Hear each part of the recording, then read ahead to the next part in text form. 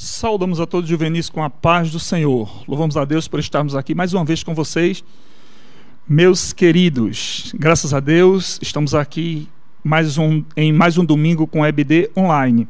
E hoje nós estamos aqui com a lição que é uma bênção. Estamos na 8ª lição, dando continuidade ao assunto de Jesus e o reino de Deus. E hoje, na nossa 8ª lição, nós estamos trazendo o tema Um convite à salvação. Nós temos aqui como texto bíblico em João 3, capítulo 16, que diz assim: porque Deus amou o mundo de tal maneira que deu o seu Filho unigênito, para que todo aquele que nele crê não pereça, mas tenha a vida eterna. Graças a Deus, vamos iniciar a lição falando sobre salvação, que é ser tirado de um perigo eminente, falando no sentido geral. Mas, biblicamente falando, salvação é o livramento de Deus, o livramento eterno da condenação do pecado, para nós vivermos uma vida de graça, uma vida de benesse junto com o Senhor para todo sempre. Não poderíamos iniciar esse assunto falando de salvação sem primeiro não falarmos sobre o amor de Deus, porque Deus amou o mundo de uma tal maneira. A Bíblia, meus queridos, não tendo como comparar, disse que Deus amou o mundo ao ponto de dar o seu Filho único, o seu Filho unigênito. Não era o Filho unigênito, não é um outro qualquer, não tinha algum semelhante, era único. Jesus era o único na família, só havia ele, gerado pelo Espírito Santo de Deus. E para entendermos melhor esse amor de Deus, nós precisamos voltar um pouco lá no início, capítulo 3 de Gênesis, quando Deus, bem antes um pouco, capítulo 1, versículo 26, quando Deus, ele criou o homem. Deus não criou o homem como as demais criações, mas a Bíblia diz que Deus criou o homem usando 3 verbos distintos. Versículo 26 diz: e façamos o homem à nossa imagem conforme a nossa semelhança. E o versículo 27 diz que Deus criou o homem à sua imagem, a imagem de Deus o criou. E lá no capítulo 2, versículo 7 de Gênesis, diz que Deus formou o homem do pó da terra. Então o homem, ele foi feito de uma forma gloriosa por Deus. O homem não foi feito simplesmente por fazer, mas entendemos aí que o homem foi bem planejado. E nós vemos que no capítulo 3, nós vemos que o homem, ele pecou. O homem desobedeceu a Deus. O homem, ao desobedecer a Deus, Deus que conhece todas as coisas, Deus que entende todas as coisas, Deus viu que o homem havia pecado. E Deus chega para o homem, para Adão, e diz assim: olha, Adão, onde estás? Deus sabia onde Adão estava, mas Deus estava dando oportunidade para que ele confessasse. E ele disse: me escondi. Deus disse: comeste da árvore que eu havia proibido? E Deus conversando, puxando o assunto ali com o homem, dando oportunidade para que o homem viesse a se arrepender, para que o homem viesse confessar o seu pecado. Mas o homem, ele se escondeu, fez para si um avental, uma roupa com folhas de parreiras, e isso nos traz como uma autojustificação, como o homem se autojustificando diante de Deus.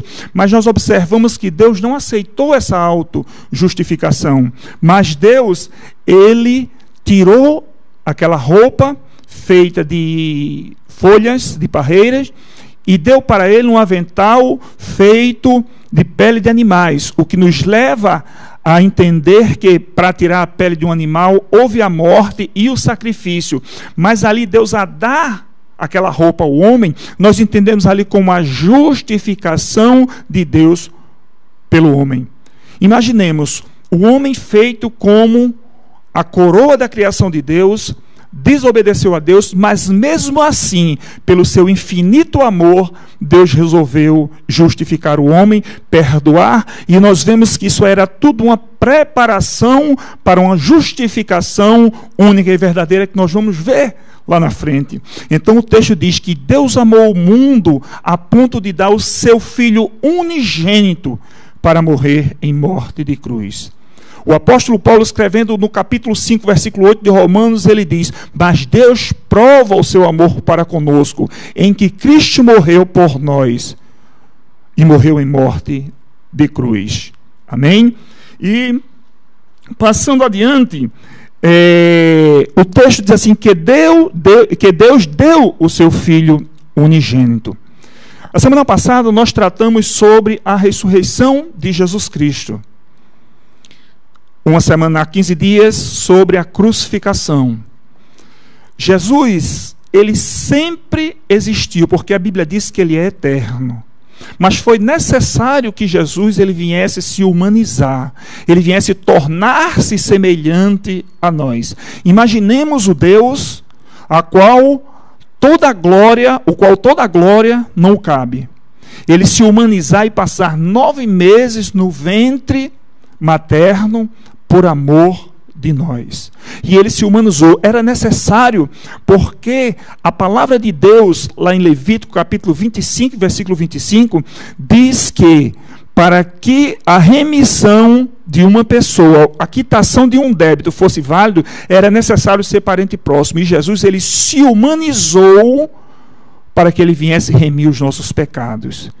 Então Deus, ele deu o seu Filho unigênito. Jesus, ele não foi gerado segundo a natureza de Adão, mas segundo a natureza de Deus, pelo Espírito Santo de Deus.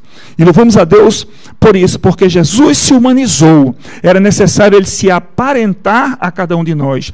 Era necessário ele tomar sobre si todos os nossos pecados. Ele carregar as nossas dores e as nossas enfermidades, conforme o profeta Isaías, ele menciona que Jesus, ele levou sobre si todas as nossas enfermidades. E era necessário Jesus, ele ser o sacrifício perfeito, porque Deus deu o seu Filho unigênito. Glória a Jesus. Dando continuidade, o terceiro tópico fala sobre salvação. Nós falamos aqui a princípio que salvação, ele é a retirada, ou seja, do perigo iminente, nos tirar do perigo iminente, ou o nosso livramento da condenação eterna para viver para sempre com Deus. E nós entendemos essa salvação em 3 etapas. E nós podemos observar que desde o princípio, quando Deus fez o tabernáculo, o propósito de Deus era mostrar o povo de Israel e a toda a humanidade que havia 3 etapas de salvação. A primeira, nós podemos entender em Romanos capítulo 5, versículo 1 e versículo 9, que diz que nós fomos justificados pelo sangue de Jesus Cristo, pelo seu sacrifício. Justificação é a santificação instantânea, pelo ato de nós reconhecermos que Jesus morreu na cruz do Calvário, nós somos justificados. O nosso texto bíblico da nossa lição está em João 3, 14 e 19, a qual fala que foi levantada uma serpente no deserto. E aqui o texto deixa bem claro que essa serpente representava a Cristo. Como é que podemos entender isso se serpente é a personificação do mal? E nós vemos lá em Gênesis que a serpente é o próprio diabo personificando o diabo, o mal. E porque aqui nesse texto diz que Moisés levantou a serpente no deserto? Porque justamente para cumprir o que o profeta Isaías disse, que ele tomou sobre si as nossas enfermidades. Jesus, naquele momento, ele tomou sobre si todos os nossos pecados, tornando-se maldito por nós. Como diz ali em Gálatas, no capítulo 3, ele tornou-se maldito. E era necessário nós olharmos para ele, porque quando aquela serpente foi hasteada no deserto, quem olhasse para aquela serpente seria salvo. Representando que Cristo tomou todos os nossos pecados sobre si, ele tornou-se maldito, e assim todo aquele que reconhecesse o sacrifício vicário, ou seja, o sacrifício substituto de Cristo, ele será salvo. E essa justificação nós vemos ali no tabernáculo, no altar de bronze, a qual representa o sacrifício que fica no átrio, fora da tenda da congregação, mas fica ali no átrio, em frente à entrada, representando o sacrifício de Cristo ali na cruz do Calvário. Glória a Jesus. E a segunda etapa para a salvação é a regeneração. Nós vemos ali em Tito, capítulo 3, versículo 5, a qual diz que nós fomos regenerados pela lavagem do Espírito Santo de Deus. E nós vemos ali, esse exemplo ali na bacia ali lavatória, na entrada do tabernáculo. E o que é regeneração, senão o restabelecimento do que se havia perdido? Porque nós perdemos, quando o homem pecou diante de Deus, nós perdemos muitas coisas. Perdemos atributos espirituais, perdemos atributos morais, perdemos atributos sociais e, podemos dizer, físico, porque o homem não foi feito para morrer, mas uma das primeiras consequências com o pecado do homem foi a morte. E essas partes do homem que foi perdido precisava ser reestruturado. Um exemplo, falamos aqui de o caráter social do homem que foi comprometido com o pecado. Nós vemos com a morte ali de Caim e Abel, quando Caim matou Abel, porque depois do pecado houve aquela questão limitada, aquela questão social a qual o homem agora não tinha mais o Espírito de Deus, ao qual vivia em união sem pecado.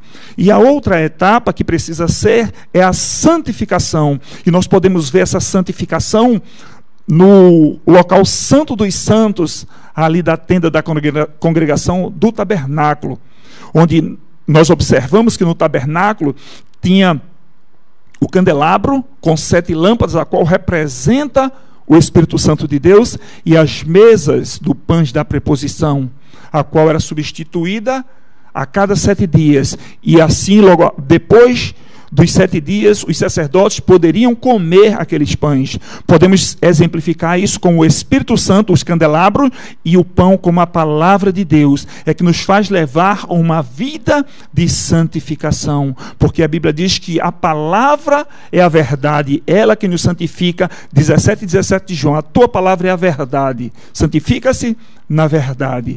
E a terceira e última etapa da santificação, que é uma salvação futura, fala de glorificação, porque a justificação foi o que Cristo fez por nós ali no passado.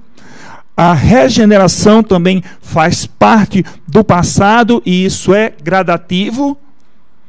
E a santificação fala de uma vida presente, livre do pecado, afastado do pecado, uma vida sendo guiada pelo Espírito Santo através da palavra de Deus. E por fim, que é a consumação da nossa salvação, que é a glorificação, que nós vamos observar no tabernáculo, no local santo dos santos, onde Deus manifestava a sua glória. E nós vamos ter, a Bíblia diz que nós vamos ter, em 1 Coríntios capítulo 15, versículo 43, nós vamos ter os nossos corpos gloriosos. Nós vamos nos encontrar com o Senhor nos ares.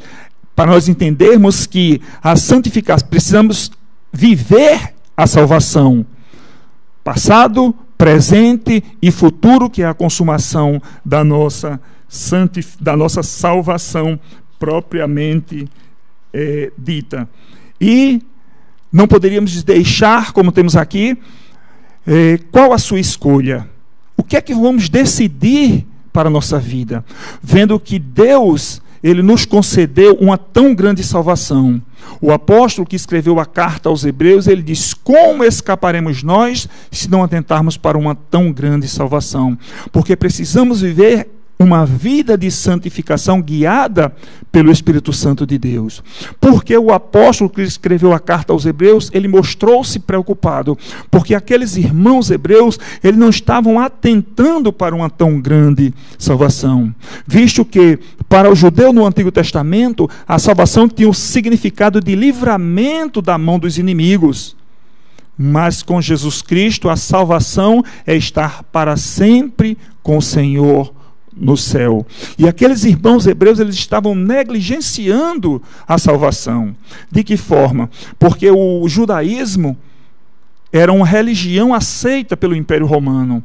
E quando vinha a perseguição, aqueles irmãos estavam se escondendo por trás do judaísmo. Aqueles irmãos, diante da perseguição, eles diziam: agora nós não somos mais cristãos, agora não participamos do cristianismo, nós somos judeus, nós participamos do judaísmo. Quando passava a perseguição, eles diziam: agora nós somos cristãos. E o apóstolo disse: olha, é necessário que venhamos atentar para uma tão grande salvação, é viver uma vida pautada na palavra de Deus.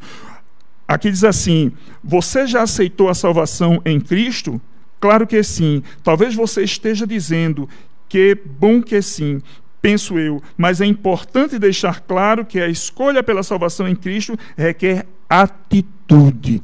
Precisamos viver uma vida completamente afastada do pecado, porque o pecado, ele pode se manifestar em nossas vidas porque existem alguns agentes que tentam nos arrastar, nos levar para o pecado. O primeiro agente está em nós mesmos, que é chamado de concupiscência, porque a palavra de Deus diz que cada um é tentado e atraído pelas suas próprias concupiscências. Mas a Bíblia fala do mundo, filhinhos, João dizendo: não ameis o mundo, nem no que o mundo há. Porque se você ama o mundo, o amor do Pai, quem ama o mundo, o amor do Pai não está nele. E por fim, o próprio diabo, a qual a Bíblia diz: resiste o diabo e ele fugirá de vós. Então nós precisamos, para que venhamos a viver uma vida livre de pecado, precisamos estar constantemente vivendo uma vida pautada na palavra de Deus. Nós precisamos ser guiados pelo Espírito Santo de Deus para que a nossa vida, ela seja uma vida de santificação. Porque se nós vivemos uma vida tendenciosa ao pecado, se nós vivermos buscando as coisas pecaminosas, nós vamos estar com a nossa carne robustecida. Nós vamos estar com a nossa carne forte. E nós precisamos robustecer o espírito através de oração e através da palavra de Deus. Este é um convite à salvação. E o texto aqui é para nós cristãos e não cristãos, porque precisamos fazer uma introspecção, olhar para nós e ver como é que estamos vivendo diante de Deus. Se tivermos fazendo, porque a Bíblia diz assim: lâmpada para os meus pés é a tua palavra e luz para os meus caminhos. A palavra, ela mostra luz para os meus pés, ela mostra como está a minha situação espiritual diante de Deus. É o termômetro da minha vida. Ela mostra se eu estou dentro da vontade de Deus e vivendo uma vida espiritual. E luz para os meus caminhos, ela diz como eu devo andar. Amém, meus queridos juvenis? Então, que Deus continue vos abençoando, derramando da sua graça sobre cada um. Que Deus continue abençoando, que vocês venham ter uma vida espiritual próspera na presença do Senhor. Porque, como falamos agora há pouco, entrando depois do Santo dos Santos, do local santo, é que entramos no Santo dos Santos. Nós só vamos entrar à presença de Deus, à glória de Deus, se passarmos a viver uma vida santificada, para que naquele dia possamos ouvir a voz do Senhor: vinde bendito do meu Pai, para o reino que está proposto desde a fundação do mundo. Amém? Então que Jesus continue vos abençoando. Na próxima semana estaremos trazendo mais uma lição, a próxima lição, e estaremos com vocês aqui mais uma vez. Que Jesus continue vos abençoando.